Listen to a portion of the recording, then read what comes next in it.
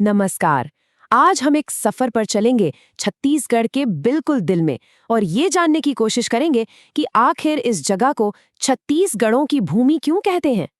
तो चलिए कहानी शुरू करते हैं। देखिए, सबसे पहला और सबसे दिलचस्प सवाल तो यही उठता है कि भाई इस जगह का नाम छत्तीसगढ़ ही क्यों पड़ा। आखिर क्या राज है इसके पीछे। यकीन मानिए, इसके पीछे की कहानी बड़ी मजेदार और ऐतिहासिक है। और इसका जवाब मजे की बात है कि इसके नाम में ही छिपा है। 36 यानी कि 36 और गढ़ मतलब किला, तो सीधा सा मतलब हुआ 36 किलों की धरती। बस ये एक नाम हमें सीधे उस जमाने में खींच ले जाता है जब ये पूरा इलाका किलों और ताकतवर राजवंशों का गढ़ हुआ करता। तो सवाल ये है कि ये किले बनाए किसने। बस यहीं से हमारा पहला अध्याय खुलता है। शाही निर्माता मतलब वो लोग, वो राजवंश जिन्होंने उस पूरे दौर की पहचान को पत्थरों में तराश दिया। इस शानदार विरासत के पीछे ना कई बड़े बड़े राजवंश थे। इनमें सबसे अहम थे कलचुरी, जिनका मेन सेंटर था रतनपुर। फिर थे गोंड शासक, जिनका राज कांकेर और बस्तर तक फैला था। काकतीय वंश बस्तर पर राज करता था और नागवंशी कवर्धा और सरगुजा के इलाके संभालते थे। इन सब राजवंशों में ना एक बात कॉमन थी। उन्होंने सिर्फ हुकूमत नहीं की, बल्कि अपने पीछे एक ऐसी यादगार विरासत छोड़ी जो आज भी पत्थरों की शक्ल में जिंदा है, और वो हैं उनके बनाए हुए शानदार किले और महल। तो अब जब हम बनाने वालों के बारे में जान गए हैं, तो क्यों ना उनकी बनाई हुई कुछ बेहतरीन चीजों को करीब से देखें। तो हमारा अगला पड़ाव है किलों पर एक नज़र, जो उस समय में पावर के असली सेंटर हुआ करते थे। हमारी लिस्ट में जो सबसे पहला और शायद सबसे मशहूर किला है, वो है रतनपुर का किला। इसे एक बहुत ही खास नाम से भी जाना जाता है, गज किला। अच्छा, तो इस किले के बारे में कुछ खास बातें जानते हैं। पहली बात, ये है कहाँ? ये है बिलासपुर के पास रतनपुर में। इसे बनवाया था 11वीं सदी में कलचुरी वंश के राजा रत्नदेव प्रथम ने। और हाँ, इसका एक और नाम है गज किला। क्यों? क्योंकि इसके मेन गेट पर हाथियों की बहुत शानदार मूर्तियां बनी हुई हैं। लेकिन सबसे जरूरी बात जो याद रखनी है वो ये है कि यही जगह कलचुरी साम्राज्य की राजधानी हुआ करती थी। हाँ, तो ये एक पॉइंट अच्छे से याद रखिएगा, खासकर वो लोग जो कॉम्पिटिटिव एग्जाम्स की तैयारी कर रहे हैं। ये सवाल बहुत बार आता है कि कलचुरी वंश का मुख्य केंद्र या राजधानी कौन सी थी। तो जवाब हमेशा एक ही है, रतनपुर। चलिए अब रतनपुर से आगे बढ़ते हैं और एक दूसरे किले को देखते हैं जो बिल्कुल अलग है। ये है चैतुरगढ़ का किला, और इसे यूं ही अभेद्य किला नहीं कहते। इसकी बनावट ही ऐसी है कि इसे जीतना नामुमकिन सा था। देखिए, चैतुरगढ़ की सारी खासियत ना इसकी लोकेशन में है। ये कोरबा जिले में एक बहुत ही ऊंची और मुश्किल पहाड़ी पर बना है, जिससे इसे एक नेचुरल डिफेंस मिल जाता है। और ये इतना खूबसूरत है कि लोग इसे छत्तीसगढ़ का कश्मीर भी बुलाते हैं।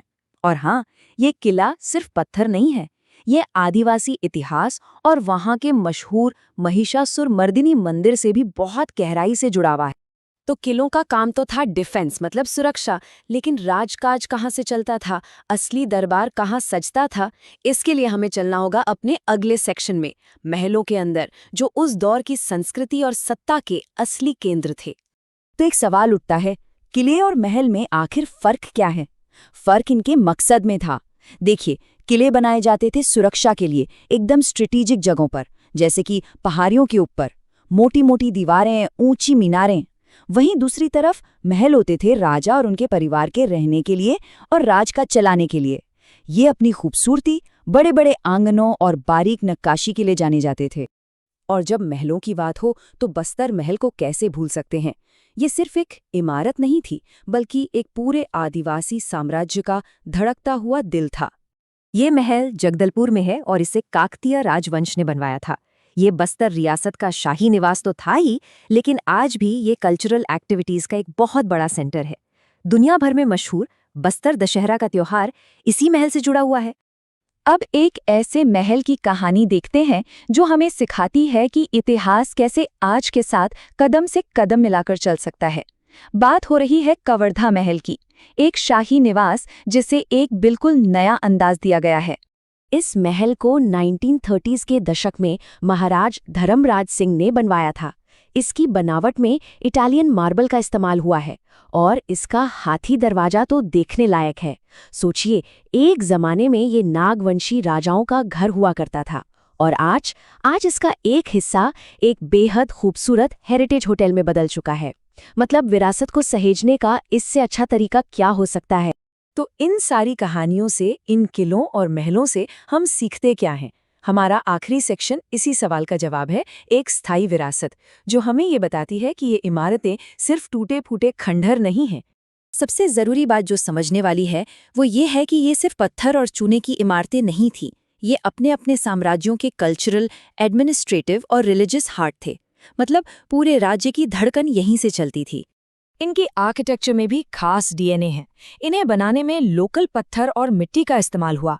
किलों में आपको मोटी मोटी रक्षा करने वाली दीवारें दिखेंगी, तो वहीं महलों में खूबसूरत नक्काशी, खुले आंगन और झरोखे। और बस्तर जैसे इलाकों में तो शाही और आदिवासी कला का एक ऐसा मेल देखने को मिलता है जो कहीं और नहीं है।